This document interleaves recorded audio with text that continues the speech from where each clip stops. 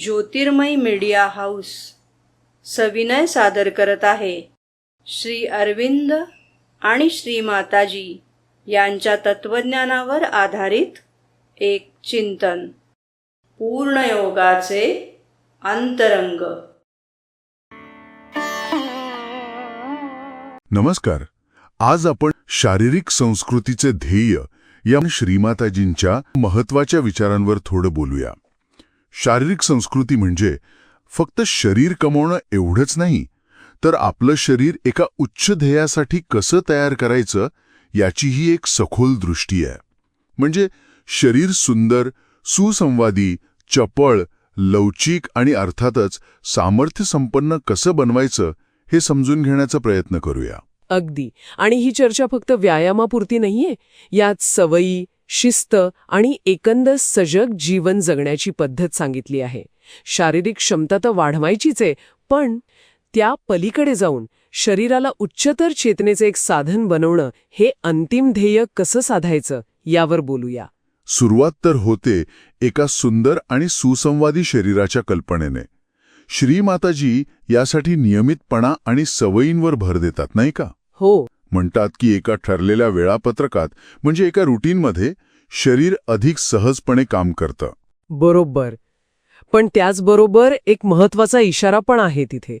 सवयी चांगल्या असल्या तरी त्यांचे गुलाम बनू नका, असं त्यांचं म्हणणं आहे.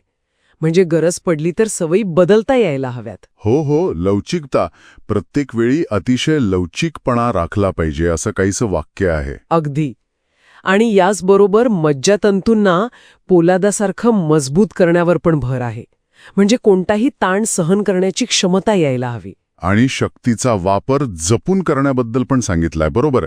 म्हणजे फक्त विकासाला चालना देणारे अनिवार्य प्रयासच करायचे. हो. उगाच थकवणारे किंवा शारीरिक क्षीणता वाढवणारे श्रम टाळायचे. अगदी बरोबर. याचाच अर्थ काय, तर जीवनशैलीत एक प्रकारचा काटेकोरपणा हवा. झोप, आहार, व्यायाम या सगळ्यात नियमितता पाहिजे. आणि प्रत्येकाने स्वतःच्या शारीरिक गरजा ओळखायला हव्यात. म्हणजे विशेष बारकाईने व सावधानतेने अभ्यासून आपला कार्यक्रम ठरवावा. आणि मग तो पाळायचा, कोणताही लहरीपणा किंवा ढिलेपणा न करता.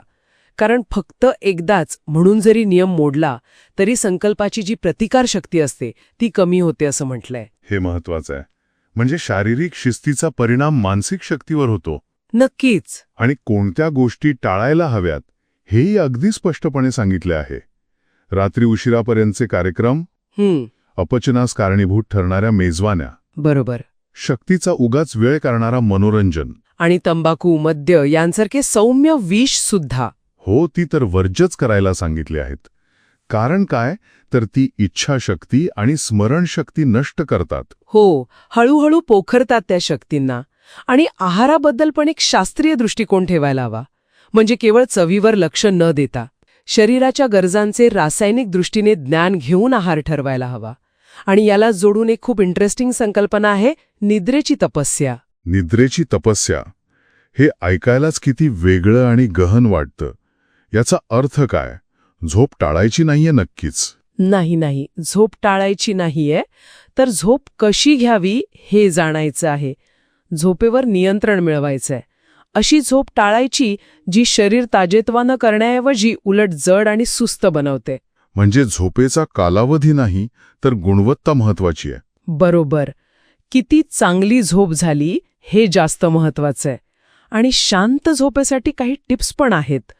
झोपण्यापूर्वी हलकं अन्न घ्यावं, म्हणजे दूध, फळाचा रस किंवा सूप वगैरे. पण सगळ्यात महत्वाचं काय, तर मन निर्मळ ठेवणं, भावना स्थिर करणं. झोपण्यापूर्वी खूप बोलणं, वाद घालणं किंवा उत्तेजक वाचन हे सगळं टाळावं. थोडा वेळ शांत राहायला हवं, जेणेकरून मन शांत होईल. अगदी. आणि ज्यांना ध्यानाची सवय आहे त्यांच्यासाठी एक खास टीप आहे. झोपण्यापूर्वी थोडा वेळ उच्च आणि शांतिदायक विचारांवर चित्त एकाग्र केलं तर झोप चांगली लागते. ती फक्त विश्रांती राहत नाही. म्हणजे ती पण एक साधनाच होते. बरोबर. एक प्रकारे साधनेचाच भाग बनते. तर एकूणच शारीरिक संस्कृती म्हणजे शरीराला सजगपणे शिस्तीने घडवायचंय, पण त्यात लवचिकता पण हवी, जेणेकरून ते केवळ निरोगी आणि मजबूतच नाही, तर जीवनाच्या मोठ्या ध्येयासाठी एक सक्षम माध्यम बनेल.